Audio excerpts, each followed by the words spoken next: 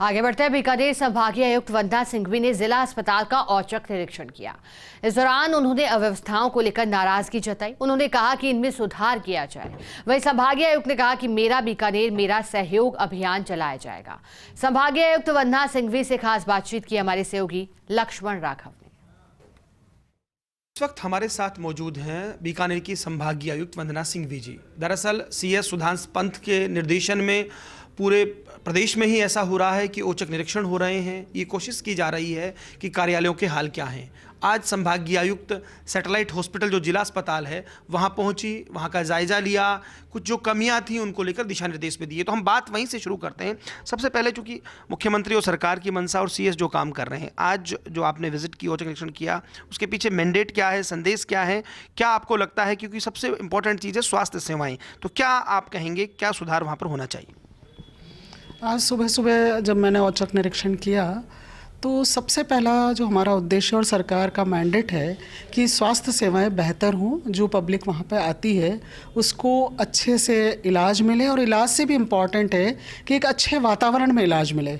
स्वच्छ वातावरण हो, सारा कुछ साफ़ हो, वार्ड्स अच्छे हों, क्लीन एंड नीट हो, दवाइयाँ जो सरकार की तरफ से मुफ्त दवाइयों की स्कीम्स हैं, मुफ्त जाँचों की जो स्कीम्स हैं, उसका सही तरीके से क्रियान्वयन हो, और जो राज्य सरकार जो भी प्रयास कर रही है वो सारे अंतिम व्यक्ति तक वो सारी योजनाएं उन तक पहुंचनी चाहिए और बेहतर स्वास्थ्य सेवाएं हो। इसके लिए हम लोगों ने आज निरीक्षण किया। उसके बाद जहां OPD रजिस्ट्रेशन हो रहा था वहां एक बहुत गंदी सी पानी की व्यवस्था थी, जिसको मैंने कहा गया कि या तो इसको हटा दिया जाए और या फिर उसको बेहतर कूलर वगैरह लगा के उसको साफ़ सुथरा वातावरण ऐसा रखा जाए कि जहां आम आदमी बहुत ही खुश होकर वहाँ पे पानी पी सके। मैनेजमेंट, सफाई, इन सब पर फोकस रहा। एक चीज़ और, चूँकि बीकानेर संभाग जो है इसमें बॉर्डर से लगा हुआ एरिया भी आता है, लॉ एंड ऑर्डर की भी एक अपनी दिक्कत है। तो किस तरह से आप देखते हैं, किस तरह से अपेक्षाएं आप अपने कलेक्टर से कर रहे हैं, क्या दिशा निर्देश दिए हैं? एक सिंचाई पानी के साथ साथ ये तमाम इशू धीरे धीरे जैसे जैसे गर्मी बढ़ती है तो गर्माते हैं, तो इनको लेकर आप बैठक भी ले रही हैं, आप लगातार बात भी कर रही हैं। तो क्या कहेंगे, क्या आपका विज़न है, किस तरह से आप आगे काम करेंगे?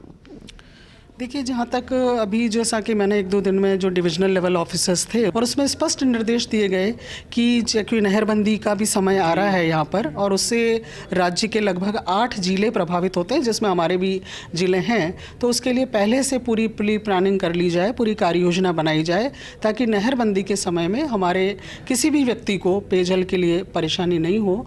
और विभाग अपनी तरफ से कार्य योजनाएँ बना रहा है। जैसे जैसे समय नज़दीक आएगा उसके लिए प्री तैयारियाँ, प्री बैठक्स और जो भी है सिंचाई विभाग के साथ में, PHD के साथ में और मीटिंग्स करके और एक विस्तृत कार्य योजना बनाई जाएगी, ताकि समय पर आने पर जब नहरबंदी का एक्चुअल समय आएगा तो किसी को प्रॉब्लम नहीं हो। बीकानेर एक संभाग मुख्यालय है, मैं आप देख रहा हूँ आपकी कोशिश है क्लीननेस पर फोकस हो, टॉयलेट्स वगैरह की दिक्कत है यहाँ पर, जो खास तौर पर यातायात व्यवस्था को लेकर भी बात है। पिछले कुछ महीनों में कुछ ऐसा भी हुआ, कुछ चीज़ें नहीं हो पाई या उन पर चुनाव की वजह से कहिएगा, आचार संहिता की वजह से नहीं हो पाया, उन सब को लेकर क्या कहना चाहेंगे? मेरा एक दृष्टिकोण है कि जैसे पूरे शहर में जो भी वार्ड्स हैं, नगर निगम का जो भी सेटअप है, मैंने एक परिकल्पना करी है कि उस वार्ड को उनमें एक जोन्स में बांट दिया जाए, उसको एक क्लस्टर रूप दे दिया जाए 8-10 वार्ड को मिला के, और इसमें एक उच्च अधिकारी, नगर निगम के अलावा एक उच्च अधिकारी को उसका जोन प्रभारी बनाया जाए, जो डेली रूटीन में सफाई का कार्यक्रम है, अतिक्रमण संबंधी समस्या हैं, यातायात है, और इन सब चीज़ों को, क्लीननेस है, रोड स्वीपिंग है, डोर टू डोर कलेक्शंस हैं, इसके बारे में वो मॉनिटरिंग करेंगे।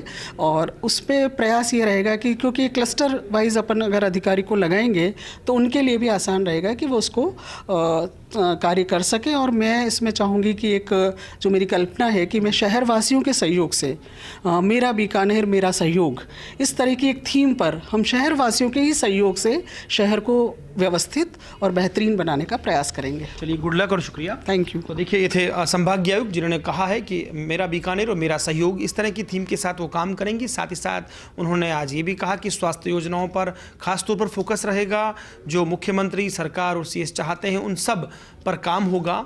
खास बात यह है कि वे लगातार एक्टिव हैं। संडे को उन्होंने ज्वाइन किया था, उसके बाद से ही बैठकें भी ली हैं और दिशा निर्देश भी दिए हैं। उम्मीद करें संभागीय आयुक्त के निर्देशन में बीकानेर संभाग के अन्य जिलों में भी और बीकानेर संभाग मुख्यालय पर भी बेहतर काम हो। कैमरा पर्सन अजीम भुट्टा के साथ Lakshman Raghav, first India news, Bikaner.